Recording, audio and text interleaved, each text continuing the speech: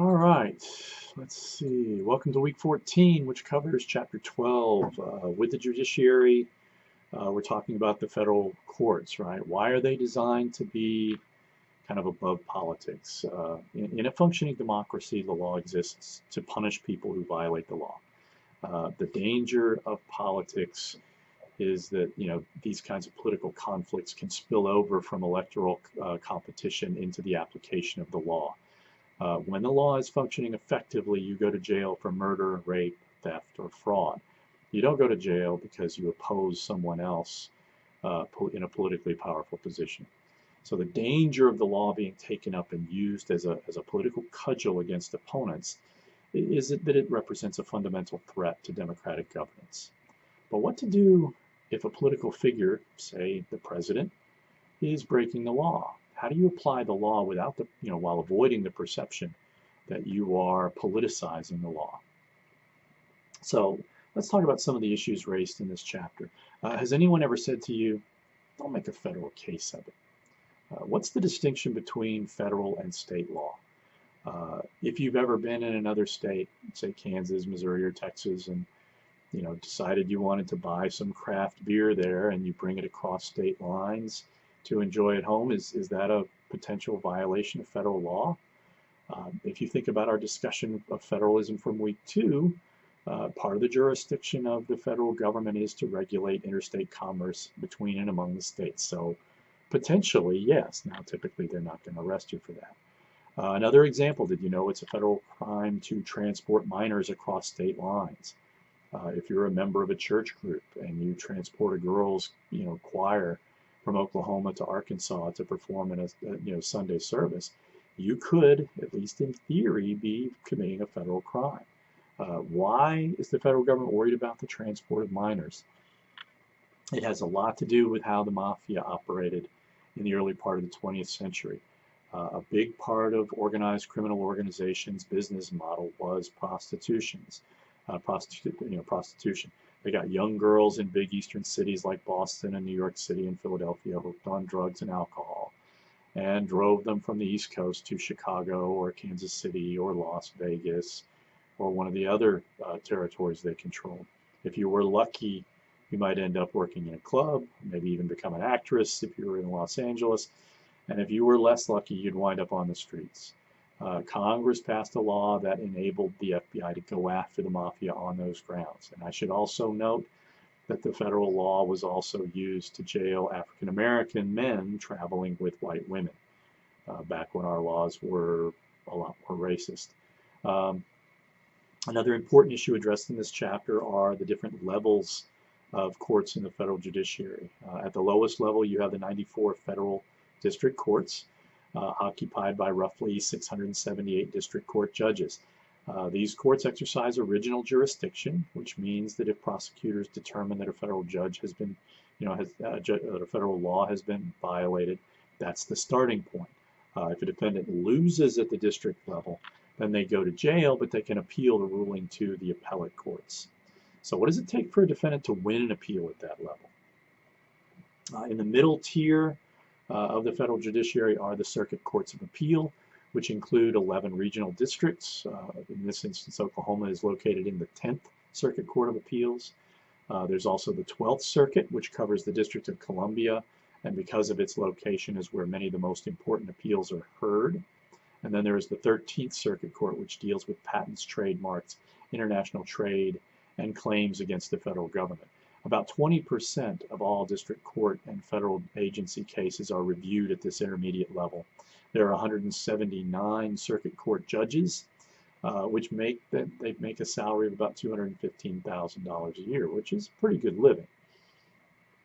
4 of the current justices of the Supreme Court were elevated from the 12th Circuit, which is considered to be one of the most advantageous positions for elevation to the Supreme Court.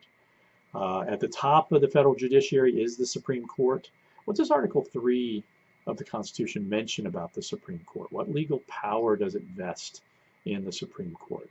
If you read Article 3, it says the judicial power shall be vested in a Supreme Court. That vesting phrase is very important. And then such inferior courts as Congress shall from time to time ordain and establish. That means two things. First of all, the Supreme Court is a constitutional organization, constitutional institution. It also means that everything below it these are basically creatures, statutory creatures. These are things that Congress has created, and Congress can change them. What does it mean with the statement that the judicial power? How large should the court be? What are the qualifications to serve as justice or as a federal judge? These are important questions about which the Constitution is silent. So what does the Constitution say? It says that they serve, all judges and justices in the federal judiciary serve for life tenure under good behavior, so they can only be impeached or removed for bad deeds, and their salaries cannot be diminished while they're in office. That means you can't just zero out their salary as a way of getting someone to quit. Okay. Another important and increasingly contentious issue is how federal judges and justices are appointed. The federal process for confirmation is pretty clearly spelled out. The president nominates and the Senate then advises and consents, and they basically only have to come up with 51 votes. This is where the contentious nature of American politics has really come to the fore. Because our political parties have fundamentally incommensurate visions of the role of government, particularly in the realm of regulatory policy, who is president has become an issue of first importance. Republican presidents have increasingly nominated federal judges and justices that are critical of the scope of regulatory policy, while Democratic presidents have tended to nominate judges and justices who essentially agree with the existing regulatory regime, and accept the idea that the federal government has an obligation to regulate. So why has the confirmation process become so controversial? I mean, this is part of it, right? Different visions. To raise a contemporary example, in 2016, Associate Justice Antonin Scalia, a conservative, died suddenly on a hunting trip. He wasn't shot, he just died of a heart attack in bed. That same day that it was announced that he had passed, Senate Majority Leader Mitch McConnell announced that he would not allow hearings on Scalia's replacement. 20 days later, when then President Obama announced his nomination of Merrick Garland, a circuit court judge on the 12th Circuit Court of Appeals, who had been a prosecutor. He had supervised the prosecutions of the Oklahoma City bombings and of the Unabomber Ted Kaczynski and of the Atlanta Olympics bomber, well respected. McConnell reiterated his determination a full 8 months prior to the federal election, in that November, that he would not allow a vote on a replacement. What does that situation tell you about the state of the nomination process for the federal judiciary? Is the nomination and confirmation process still outside politics? Regardless of whether you're a Democrat or a Republican, this, in my view, is a problematic intensification of the politics surrounding the application, the interpretation, and application of the law. And it doesn't bode well for our politics. That's my view, and I'm open to other perspectives.